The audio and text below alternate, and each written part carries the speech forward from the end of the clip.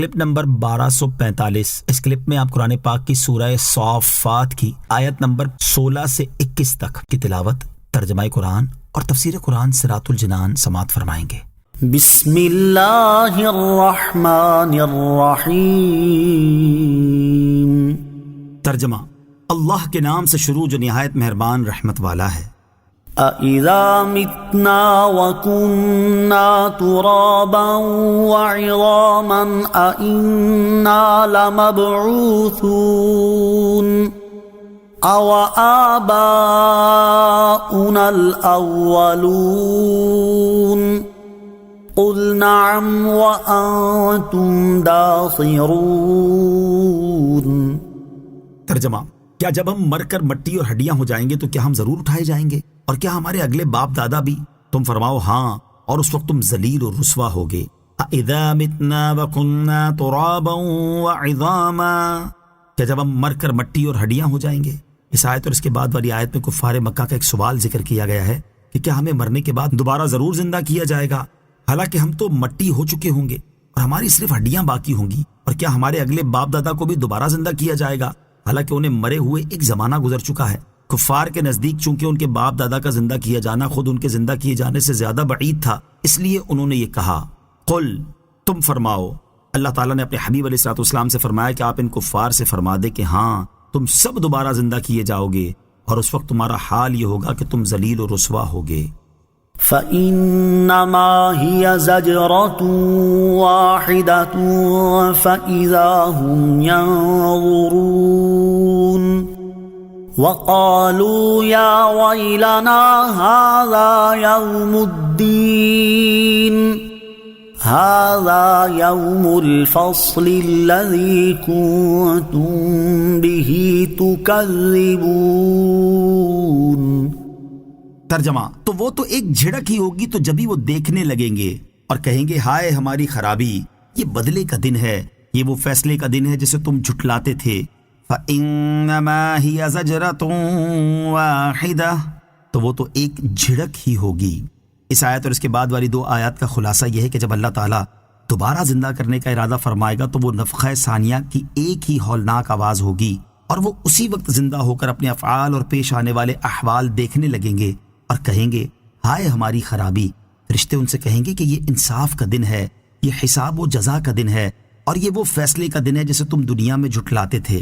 قیامت کے 18 نام اور ان کی وجوہ تسمیہ۔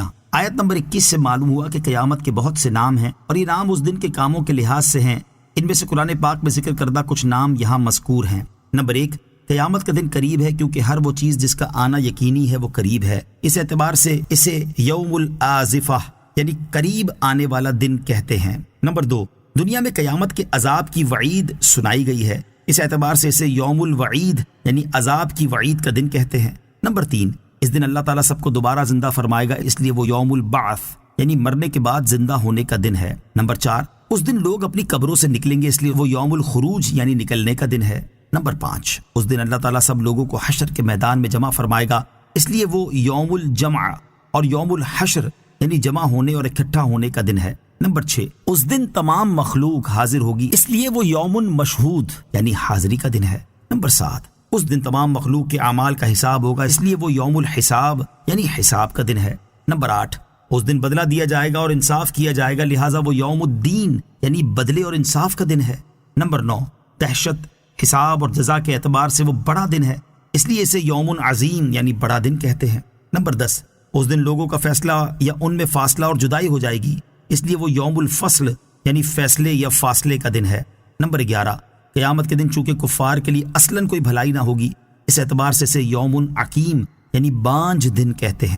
نمبر 12، برے حساب اور عذاب کے اعتبار سے وہ دن کافروں پر بہت سخت ہوگا، اس لیے اسے یوم عسیر یعنی بڑا سخت دن کہتے ہیں۔ نمبر 13، اس دن مجرم عذاب میں گھیر لیے جائیں گے، اس لیے وہ یوم محیط یعنی گھیر لینے والا دن ہے۔ نمبر 14، اس دن کفار و مشرکین کو دردناک عذاب ہوگا، اس اعتبار سے اسے یوم علیم یعنی دردناک دن کہتے ہیں۔ نمبر 15، اس دن سختی کے اعتبار سے اسے یوم کبیر یعنی بڑی سختی والا دن کہتے ہیں۔ نمبر 16، اس دن لوگ نادم اور مغموم ہوں گے، اس اعتبار سے اسے یوم الحسرہ یعنی حسرت زدہ ہونے کا دن کہتے ہیں۔ نمبر 17، قیامت کے دن روحیں اور اجسام ملیں گے، زمین والے اور آسمان والے ملیں گے، غیر خدا کی عبادت کرنے والے اور ان کے معبود ملیں گے، عمل کرنے والے اور اعمال ملیں گے، پہلے اور آخری لوگ ملیں گے، ظالم اور مظلوم ملیں گے، اور جہنمی عذاب دینے والے فرشتوں کے ساتھ ملیں گے۔ اس اعتبار سے اسے یوم الطلاق یعنی ملنے کا دن کہتے ہیں۔ 18 قیامت کے دن مختلف اعتبارات سے جنتیوں کی جیت اور کفار کی شکست ظاہر ہو جائے گی، اس لیے اسے یوم التغابن یعنی ہار ظاہر ہونے کا دن کہتے ہیں۔ امام محمد غزالی رحمۃ اللہ تعالی فرماتے ہیں جن امور کا قرآن مجید میں ذکر ہے ان میں سے ایک قیامت ہے۔ اللہ تعالیٰ نے اس کے مصائب کا ذکر کیا اور اس کے بہت سے نام ذکر فرمائے تاکہ تم اس کے ناموں کی کثرت سے اس کے معانی کی کثرت پر مطلع ہو جاؤ۔ زیادہ ناموں کا مقصد ناموں اور القاب کو بار بار ذکر کرنا نہیں، بلکہ اس میں عقل مند لوگوں کے لیے تنبیہ ہے، کیونکہ قیامت کے ہر نام کے تحت ایک راز ہے اور اس کے ہر وصف کے تحت ایک معنی ہے، تو تجھے اس کے معانی کی معرفت اور پہچان حاصل کرنے کی کوشش کرنی چاہیے۔ نوٹ: یہاں جو نام ذکر کیے گئے ان کے علاوہ قیامت کے اور نام بھی قرآن مجید میں مذکور ہیں۔ نیز قیامت کے مزید ناموں اور اس دن لوگوں کو پیش آنے والے مصائب کے بارے میں تفصیلی معلومات حاصل کرنے کے لیے احیاء العلوم جلد 4 کا مطالعہ